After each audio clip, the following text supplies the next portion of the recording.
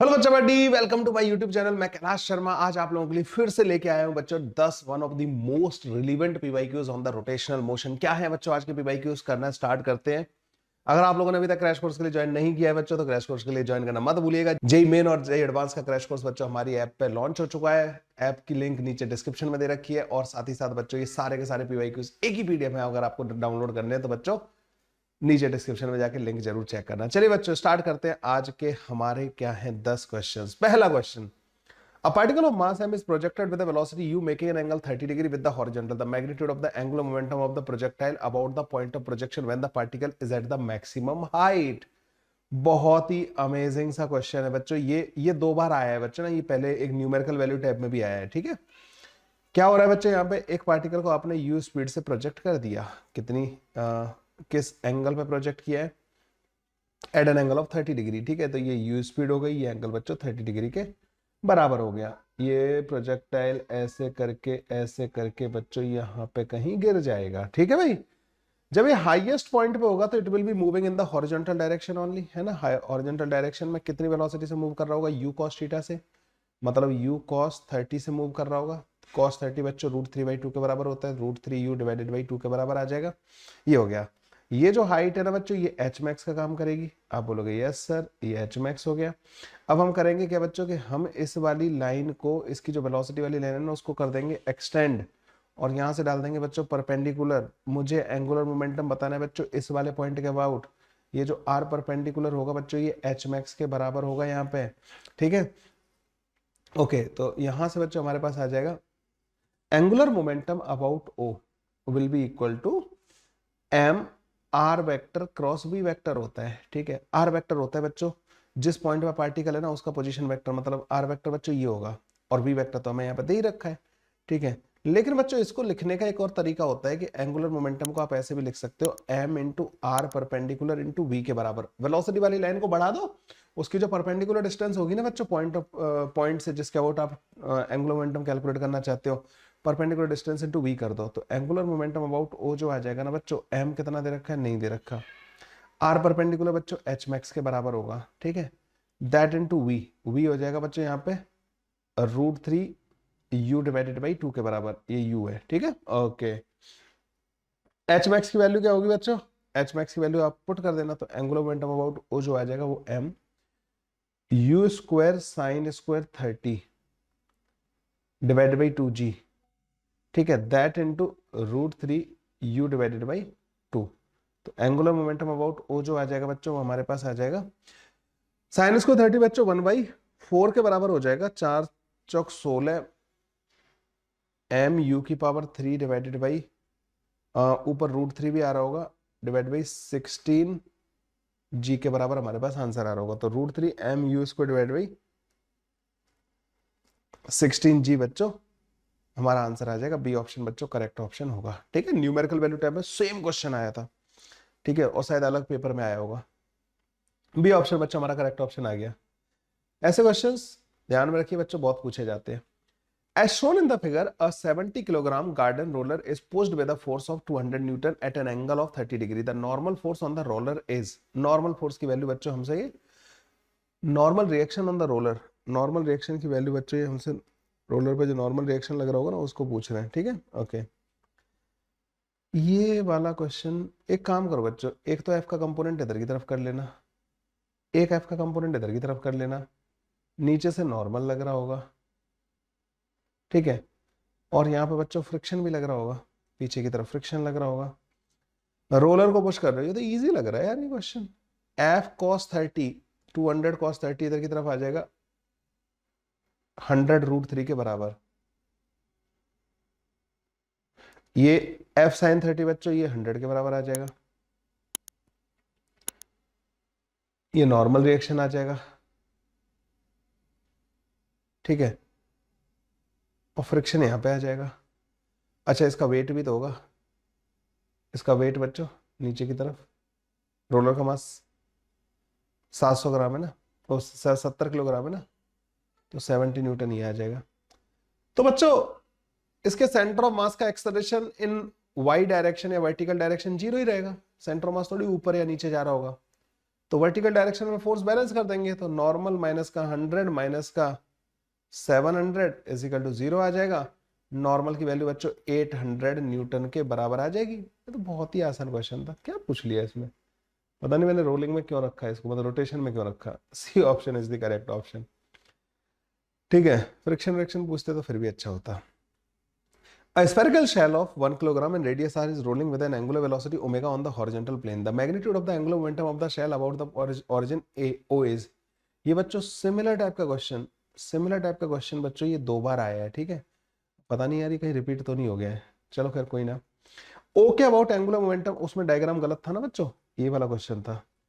तो ओ के अबाउट ही हमसे एंगुलर मोमेंटम पूछ रहे हैं। ये रोलिंग कर रहा है बच्चों, तो इसकी वेलोसिटी v के बराबर होगी, ओमेगा ये होगा ही होगा। आपको पता है बच्चों v equal to omega into r होगा, रोल कर रहे हैं ना, इज रोलिंग है ना, तो v equal to omega r, ये वाली कंडीशन लेके चलना। बच्चों एंगुलर मोमेंटम कैसे लिखते हैं, एंगुलर मोमेंटम लिखते हैं बच्चों जैसे, पहले तो हम लिखेंगे एंगुलर मोमेंटम लिखने का तरीका होता है, एंगुलर मोमेंटम आउट ओ जो आएगा ना बच्चों, वो आएगा M R C M cross V C M plus का I about centre of mass into omega, ये आ जाएगा बच्चों एंगुलर मोमेंटम अबाउट ओ। ये वाली जो टर्म आएगी ना बच्चों, ये आ जाएगी m into r perpendicular into velocity of centre of mass plus का आई अबाउट, अभी शेल है तो ये 2/3 mr² इंटू ओमेगा। ठीक है, आर परपेंडिकुलर क्या होगा, वेलोसिटी वाली लाइन को बच्चों एक्सटेंड कर देना, ये जो डिस्टेंस होगी ना ये आर परपेंडिकुलर का काम करेगी। आर परपेंडिकुलर बच्चों आर के बराबर आ जाएगा। ठीक है, तो एंगुलर मोमेंटम अबाउट ओ जो आ जाएगा ना बच्चों, ये आ जाएगा m r, centre of mass की वेलोसिटी जो आएगी बच्चों वो ओमेगा इंटू आर के बराबर आएगी, प्लस का 2/3 mr² इंटू ओमेगा। तो एंगुलर मोमेंटम बच्चों हमारे पास 5/3 mr² इंटू ओमेगा के बराबर हमारे पास आ जाएगा। ठीक है, C option will be the correct option. ये रिपीट हो गया बच्चों ना ये वाला क्वेश्चन जो है। ओके, अब क्या होता है कई बार, अब इस पर ध्यान नहीं दिया कि ये उधर भी दे रखा था और यहाँ भी आ गया है। अगले क्वेश्चन पे आते हैं बच्चों। A disc of radius R and mass m rolling horizontally without slipping with speed v. It moves up an inclined smooth surface as shown in the figure. The maximum height that the disk can go up the incline is। बच्चों यहां पे ये rolling motion कर रही थी, ठीक है, disc थी, रोलिंग मोशन कर रही थी। इसकी सबसे पहले तो इनिशियल काइनेटिक एनर्जी लिख लो। रोलिंग मोशन कर रही है ना, इनिशियल काइनेटिक एनर्जी क्या होगी, आप बोलोगे सर कैसे लिखेंगे, मैं तो ये कहूंगा जब रोलिंग मोशन हो रही हो ना तो half I about instantaneous axis of rotation into omega square, omega होगा बच्चों v अपॉन आर के बराबर। ठीक है, ये आ जाएगा बच्चों ना। डिस्क की इस वाली एक्सिस के अबाउट मोमेंट ऑफ इनर्शिया कितना आता है, सेंटर से पास होने वाली का अबाउट आता है mr²/2, उसको टेंजेंशियली जो प्लेन के परपेंडिकुलर होती है उसके अबाउट 3/2 mr², तो half 3/2 mr² into v² divided by r², तो 3/4 mv², ये आ गई बच्चों इसकी इनिशियल काइनेटिक एनर्जी। ठीक है, ये इनिशियल काइनेटिक एनर्जी बच्चों इसकी आ गई। बच्चों जब ये इस पे जाएगी ना तो यहाँ फ्रिक्शन ही नहीं लग रहा होगा, और फ्रिक्शन नहीं लग रहा होगा तो कोई टॉर्क नहीं लग रहा होगा डिस्क के ऊपर, और टॉर्क नहीं लग रहा होगा तो इसका ओमेगा बदलेगा ही नहीं। लेकिन ऊपर जा रही है mg sin थीटा तो लग रहा होगा, तो सेंटर ऑफ मास की वेलोसिटी बदलेगी, इधर mg cos थीटा लग रहा होगा, नॉर्मल लग रहा होगा, लेकिन यहाँ पे कोई टॉर्क नहीं लग रहा होगा। ठीक है, तो सेंटर ऑफ मास की वेलोसिटी घटेगी और फाइनली वेलोसिटी हो जाएगी, सेंटर ऑफ मास की वेलोसिटी 0 हो जाएगी, लेकिन ओमेगा बच्चों वही पुराना वाला v अपॉन आर के बराबर ही रहेगा, ये घूमती रहेगी वहां पे भी ऊपर मैक्सिमम हाइट पे पहुंचने के बाद भी। मतलब इसमें ऐसा नहीं कि फाइनल काइनेटिक एनर्जी 0 हो जाए, फाइनल रोटेशनल काइनेटिक एनर्जी इसमें फिर भी बची रहेगी।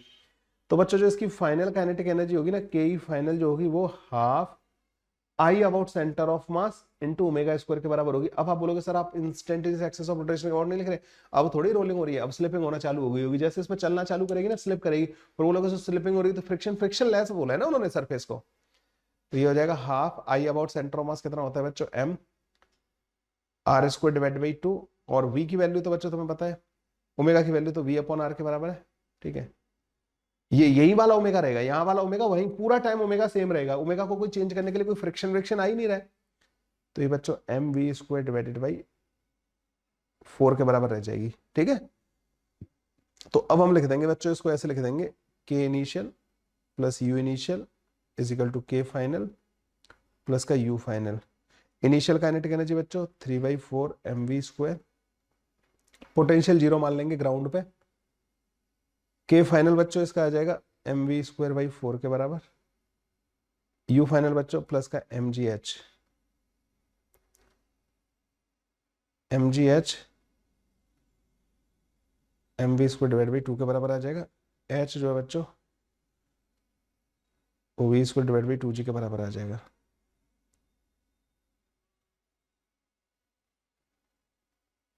v²/2g बच्चों डी ऑप्शन बच्चों इसका करेक्ट ऑप्शन हो जाएगा। कैसा लगा बच्चों ये वाला क्वेश्चन जो है?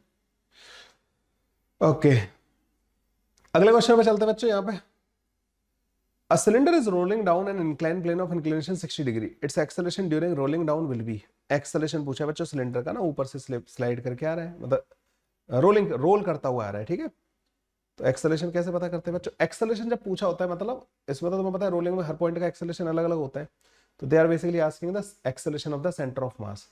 जो फोर्स लग रहे होंगे ना उन फोर्सेस को लिख लेते हैं बच्चों। एक तो mg sin थीटा आएगा, इधर mg cos थीटा आएगा, इधर बच्चों नॉर्मल आएगा, है ना।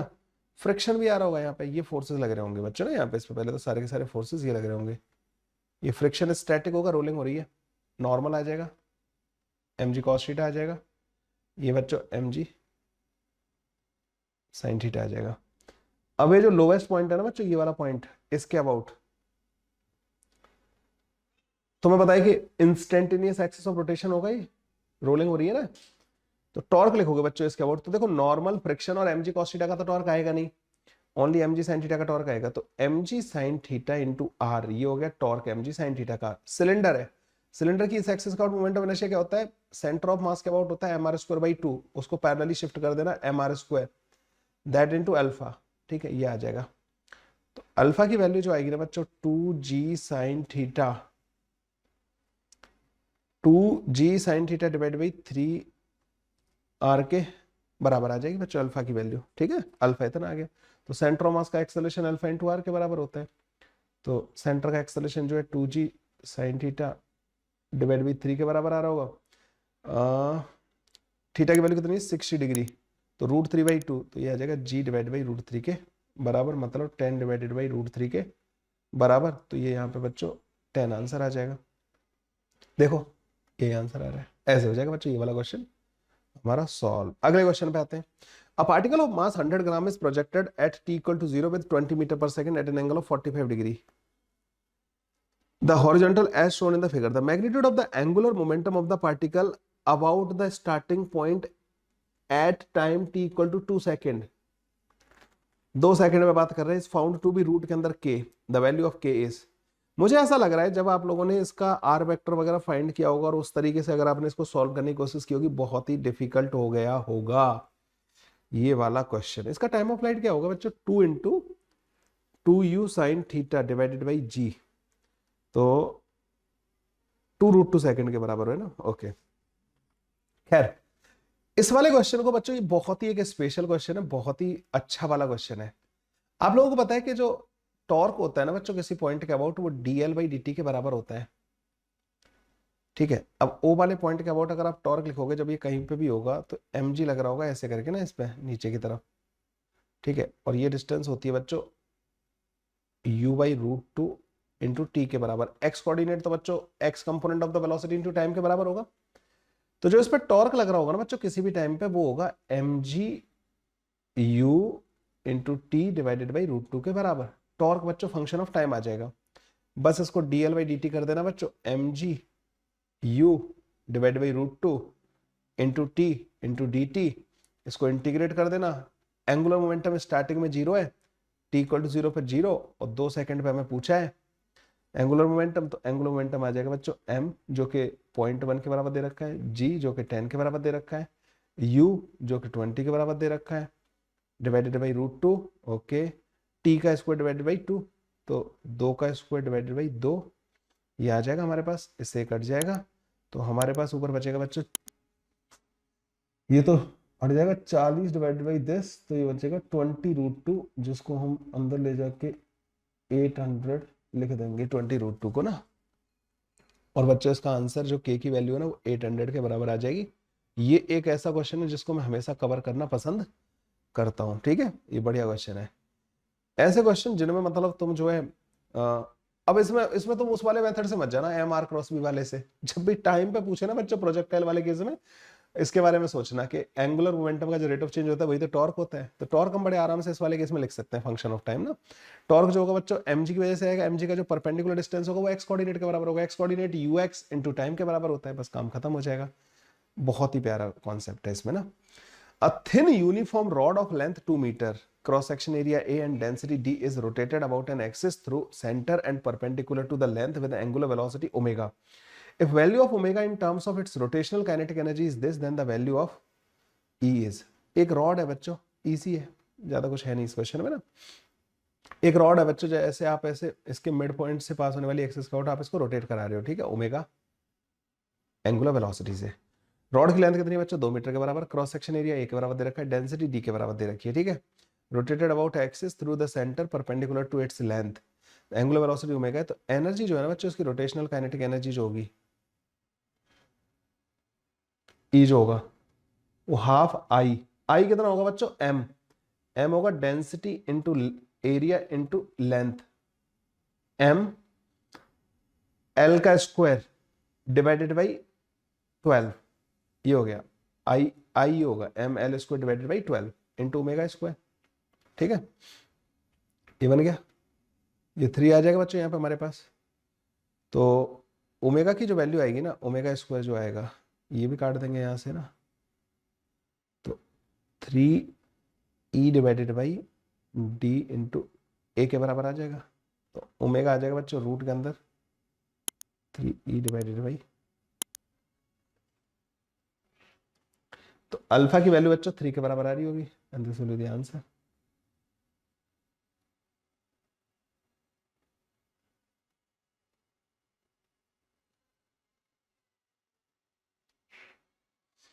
नेक्स्ट क्वेश्चन बच्चों, a uniform disk of mass 0.5 kilogram and radius r is projected with a velocity 18 meter per second at t equal to 0 on the rough horizontal surface.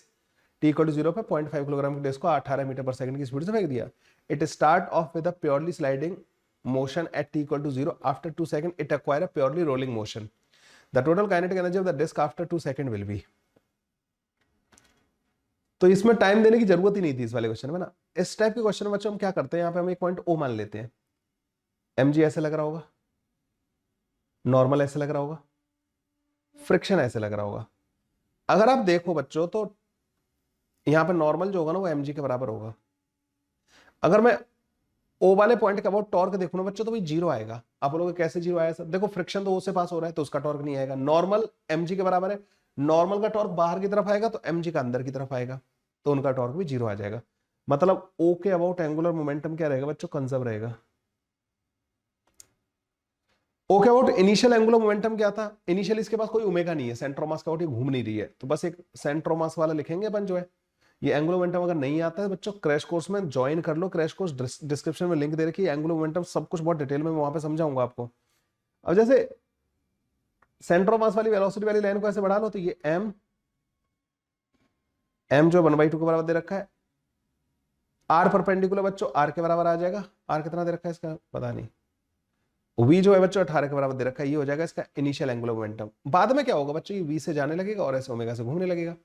बाद वाला angular momentum जो आएगा ना m r into v plus का i about centre of mass, तो m r का square divided by 2, ये हो गया moment of inertia into omega, omega होगा बच्चों v बाई आर के बराबर, क्योंकि बाद में तो बच्चों ये क्या करने लग जाएगा, बाद में तो इसका प्योर रोलिंग मोशन होना स्टार्ट हो गया ना, तो v की वैल्यू आ जाएगी हमारे पास ना, यहाँ से v की या ओमेगा की वैल्यू कैलकुलेट कर लो तो कोई फर्क नहीं पड़ेगा, ठीक है। ये r कट जाएगा, ये वाला r कट जाएगा, यहाँ पे बचेगा 9 is equal to v/2 plus का v/4, 3v/4, तो v की वैल्यू कितनी आ जाएगी बच्चों हमारे पास 12 मीटर पर सेकंड के बराबर आ जाएगी। तो ओमेगा की वैल्यू कितनी आ जाएगी वो कैलकुलेट कर लेंगे।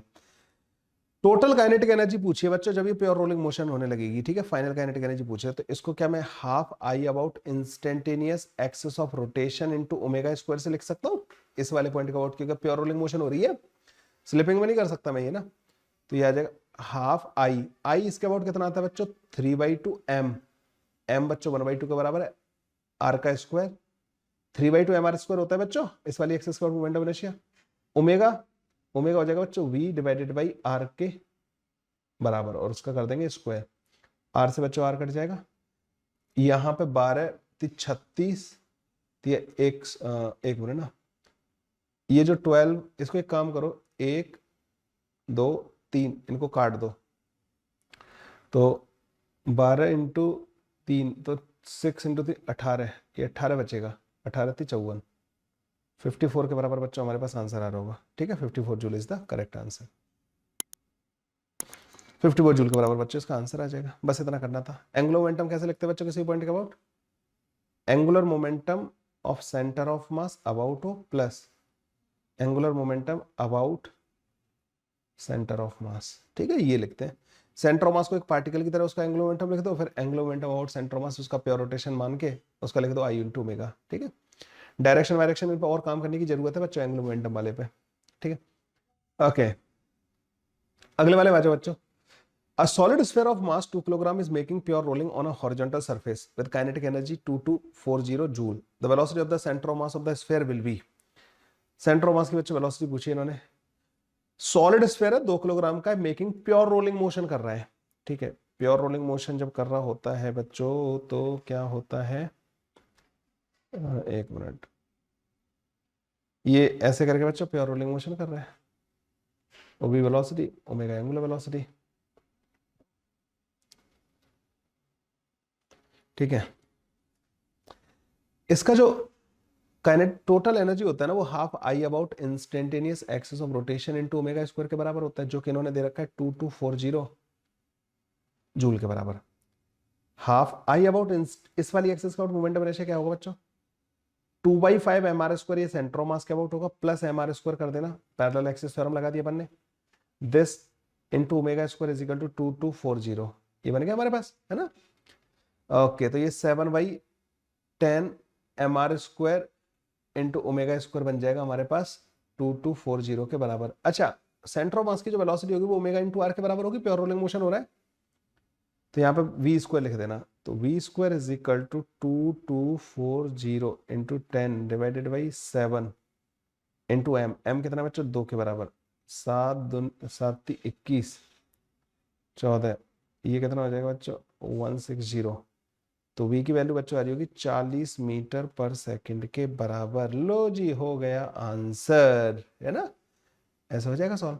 अगर इनमें परेशानी आ रही है, मैं फिर बोल रहा हूँ, इसको पढ़ना, इसको इस वाले पार्ट को अच्छे से कवर करना, जहां से भी कवर कर रहे हो आप ना। A solid cylinder is released from the rest from the top of an inclined plane of inclination 30 degree and length 60 centimeter. If the cylinder rolls without slipping, its speed upon reaching the bottom of the inclined plane is. तो एक solid cylinder है जिसको release कर दिया बच्चों from rest from the top of the incline plane of inclination 30 degree, और उसकी length बच्चों कितनी दे रखी है बच्चों में? 60 सेंटीमीटर के बराबर दे रखी है। If the cylinder rolls without slipping, its speed upon reaching the bottom. अच्छा, विदाउट स्लिपिंग है तो यहाँ पे जो स्पीड आएगी ना बच्चों वो हमें इन्होंने पूछी है। यहाँ पे ओवी स्पीड होगी और ओमेगा से घूम रहा होगा। बेसिकली आप ये करोगे कि यहाँ पे काइनेटिक एनर्जी 0 के बराबर है, पर यहाँ पे पोटेंशियल एनर्जी है mgh के बराबर। ये 60 सेंटीमीटर है तो ये 30 सेंटीमीटर के बराबर आएगा। तो जो इसकी ग्रेविटेशनल पोटेंशियल एनर्जी घट रही है वही तो काइनेटिक में कन्वर्ट हो रही है यहाँ पे, है ना। अब इसकी फाइनल काइनेटिक एनर्जी को लिखने का क्या तरीका है बच्चों? इंस्टेंटेनियस एक्सिस ऑफ रोटेशन वाले फॉर्मूले से लिखूंगा, और वो पोटेंशियल एनर्जी जितनी घटी है आप ऐसे लिखोगे कि इसकी जो फाइनल काइनेटिक एनर्जी है ना के फाइनल, वो half I, lower solid cylinder है, इसके अबाउट मोमेंट ऑफ इनर्शिया कितना होता है नीचे वाली एक्सिस का? और 3/2 mr²। That into omega square, ये होती है बच्चों इसकी काइनेटिक एनर्जी जब फाइनल वाली होगी ना।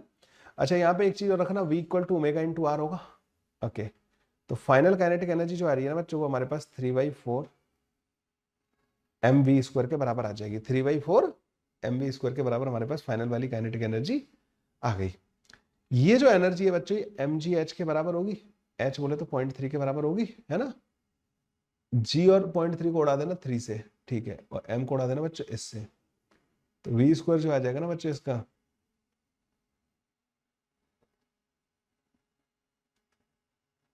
4 के बराबर आ जाएगा, तो v की वैल्यू बच्चों 2 मीटर पर सेकंड के बराबर आ जाएगी। ठीक है, v की वैल्यू बच्चों 2 मीटर पर सेकंड के बराबर आ जाएगी, and that is the answer of the question. काम खत्म। सारे क्वेश्चन देख रहे हो तुम रोलिंग में एनर्जी के, एंगुलर मोमेंटम के। मतलब तुम्हें क्या क्या करने की जरूरत है इसमें, मोमेंटम इनर्शिया, उसमें पैरेलल एक्सिस थ्योरम बहुत अच्छे से करके जाना बच्चों, जितने भी क्वेश्चंस का मेरा जो एनालिसिस है उसके बेसिस पे बता रहा हूँ। पैरेलल एक्सिस थ्योरम अच्छे से करके जाना, फिर टॉर्क का जो टॉर्क कैलकुलेट करते हैं और एंगुलर मोमेंटम जो कैलकुलेट करते हैं, जो क्रॉस प्रोडक्ट वाला फॉर्मूला होता है वो वाले करके जाना बच्चों। उसके बाद में इक्विलिब्रियम ऑफ द टॉर्क वो थोड़ा सा कर लेना। बाद में बच्चों इंक्लाइन के अलोंग रोलिंग मोशन वाले केस, और रोलिंग मोशन में एंगुलर मोमेंटम और एनर्जी वाले केस, और एक मैंने देखे क्वेश्चन ज्यादातर जिनमें प्रोजेक्टाइल में एंगुलर मोमेंटम कैलकुलेशन वाले केस। ये केसेस बच्चों ज्यादातर पूछे गए हैं क्वेश्चंस में, इनको करके जाना। ये थे बच्चों आज के 10 क्वेश्चंस। मैं फिर बता रहा हूं, ये सारी चीजें मैं कराऊंगा आप लोगों को हमारे क्रैश कोर्स में। अगर आपको थ्योरी में थ्योरी पढ़नी है, मतलब ना थ्योरी अच्छे से करके जानी है कि बिल्कुल एकदम अच्छे से समझ में आ जाए, तो वो आपको क्रैश कोर्स में देखना पड़ेगा। प्राइस हाइक होने से पहले बच्चों क्रैश कोर्स ज्वाइन कर लेना, मैं करा तो रहा हूं इसको, लेकिन प्राइस हाइक होने से पहले क्रैश कोर्स को ज्वाइन करके एनरोल हो जाओ बच्चों। मिलते हैं फिर अगले वीडियो में और ऐसे 10 अमेजिंग क्वेश्चंस के साथ। तब तक के लिए bye bye, take care, thank you.